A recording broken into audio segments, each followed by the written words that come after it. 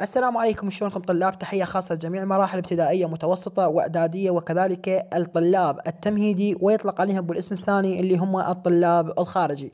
كلكم تعرفون بأن وزارة الصحة نشرت بأن فيروس كورونا الموجة الرابعة ردت من جديد للعراق بسنة 2022، ومثل ما شفتوا في السنوات السابقة سنة 2020 بأن من دخلت فيروس كورونا إلى العراق فوزارة التربية أجلت الدوام بشكل رسمي وغلق المدارس وكذلك غلق الكليات، وتحول الدوام من الدوام الحضوري إلى الدوام الإلكتروني بشكل رسمي.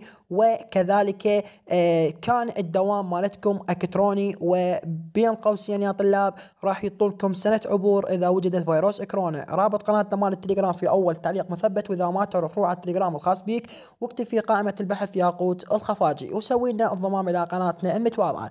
هنا عندنا عاجل تأجيل الدراسة 2021-2022. عاجل الصحة تؤكد بأن العراق دخل موجة جديدة من فيروس كورونا.